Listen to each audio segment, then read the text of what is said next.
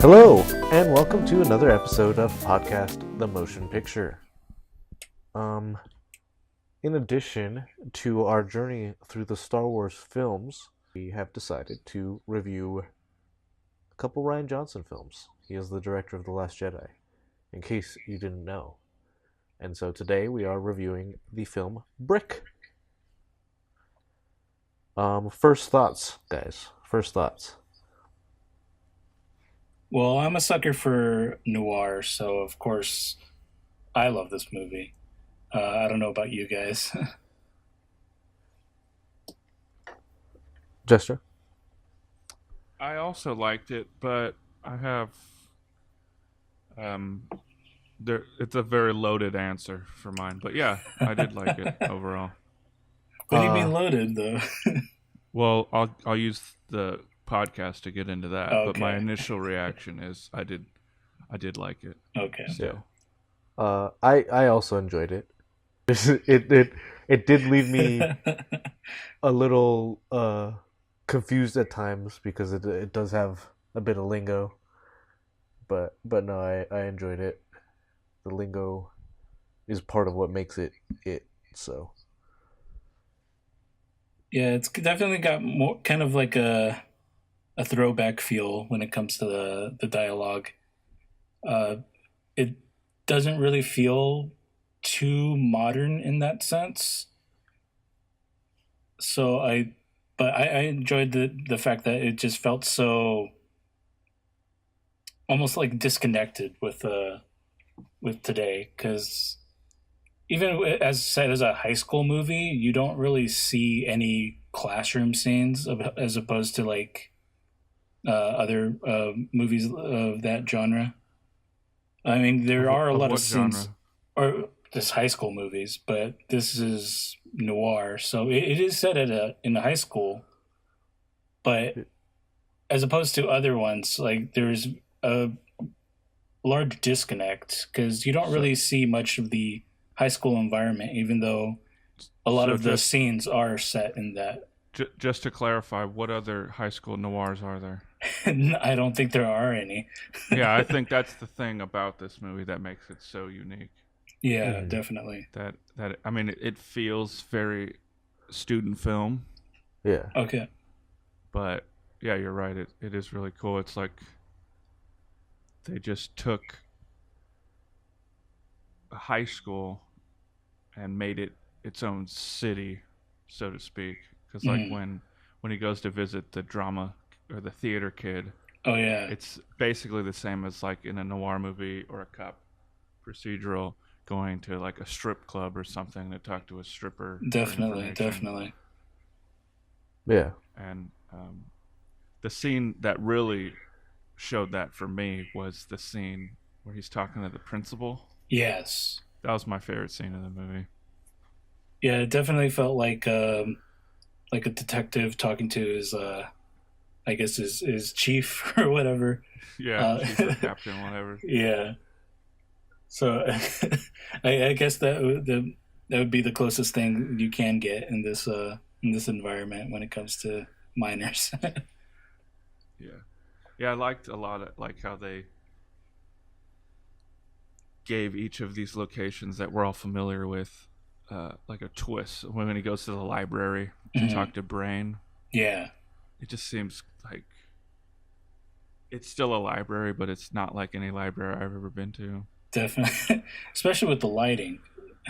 Yeah, it gets very atmospheric. Yeah, but having said that, I think the weakest location is the Pin's house. I actually really love that scene. Well, there are a few scenes, but I think it's just a little too bare. Like I'm sure that was stylistically chosen to be that way, but for me, it was kind of just some shitty 1970s house. Like they could have done a little bit more. Wait, are you talking about like the house or like his office? All of it. All of it. I think that as cool as everything else was, as interesting as, like they took very relatable sets or locations, I should say, and then just made it like a little bit cooler. I think that was the one that was the least cool. Okay. What was your favorite scene in the movie, Ben? My favorite scene actually had to be the scene that kind of took us out of it, in which the Pin's mom was giving. So that is the only scene juice. there I liked. Huh? That's the only scene there I liked, and in the basement. Yeah. Like with the spinning mirror, I thought that was pretty neat. But yeah, like all this shit in the hallway, the shit in his office. I'm like, this is just a little too. There's kind of a Lynchian feel to his office. But no, yeah, definitely. I think it's because David Lynch is not afraid of using like yellows and reds and stuff. But that kind of reminds me of my biggest issue with the movie is, like I said earlier, it feels very student film. Mm-hmm.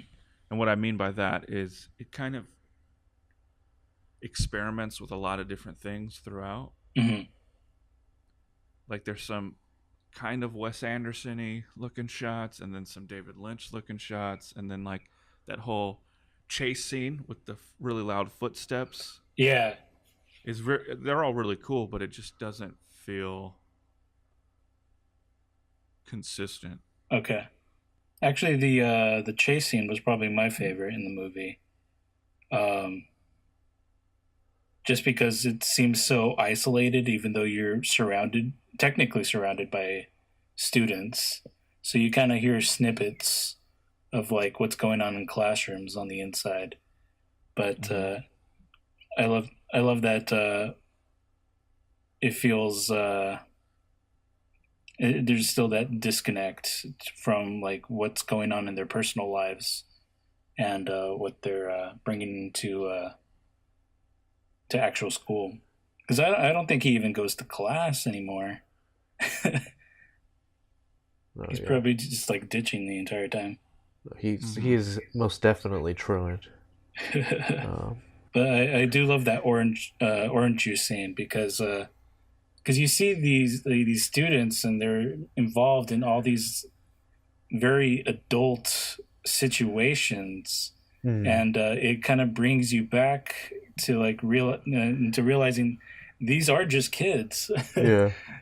And it's just the reason why that's the only scene one of the only scenes in the Pence area that I like is because the mom talks like a normal person. Yeah. So I'm wondering if that was a twist on not understanding youth and all their slang terms.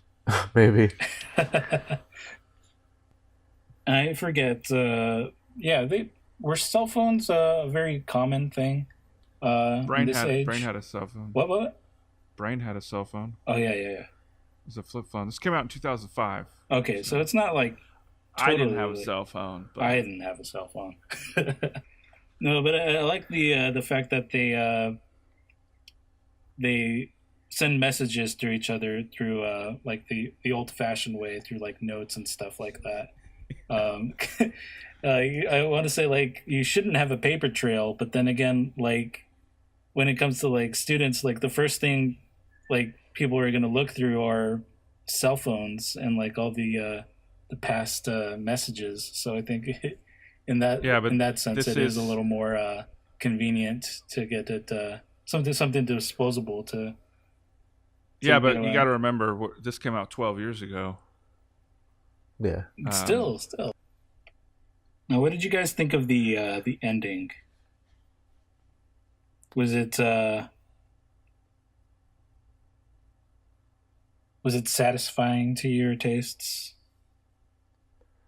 Not particularly. Not particularly. Satisfying to your taste, Esteban? I'm usually pretty okay with like ambiguous endings, but I did feel a little disappointed with this one. Not in the sense what was the dirty word? What was it? Was it cocksucker? Was it? It was probably the same thing that Scarlett Johansson whispered to Bill Murray at the end. Johansson, yeah. Yeah. No, but like it did feel like it could have had more resolution. Um, I think you can pretty much figure out what's going to happen afterwards, but it does like kind of leave you wanting more, I guess.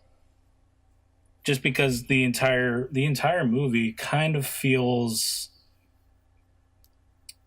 a little, like you said, like a student film. It doesn't feel entirely fleshed out, I guess. Yeah.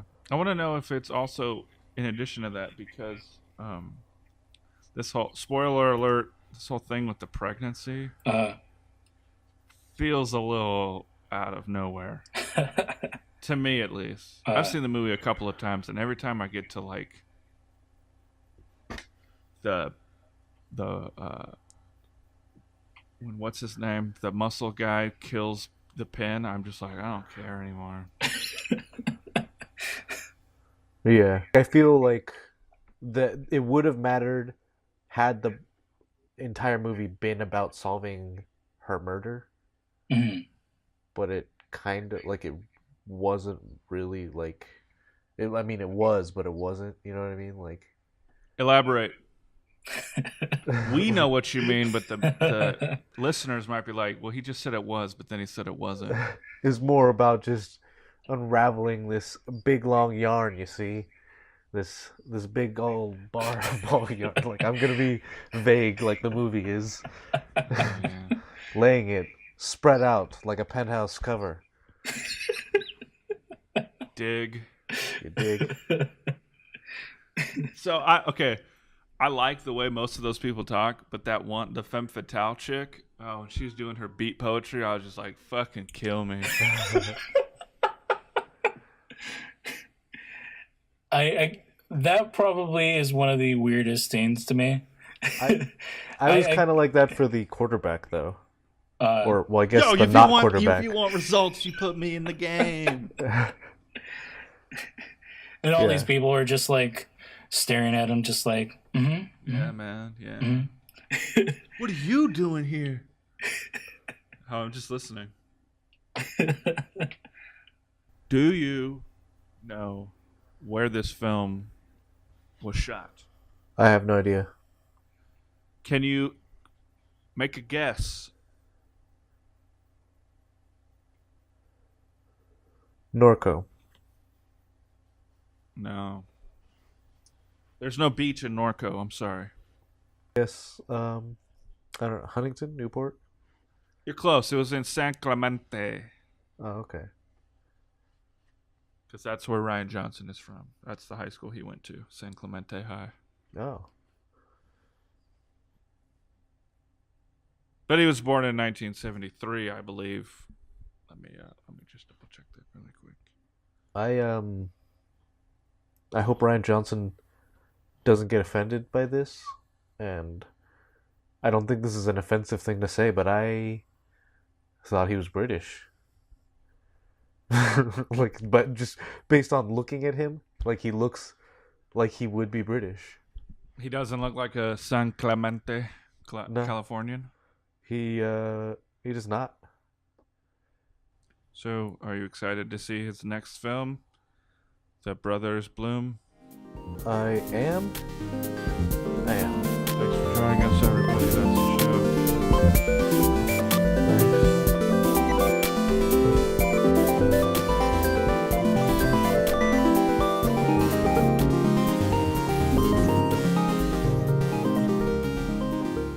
배드 드림 스프레이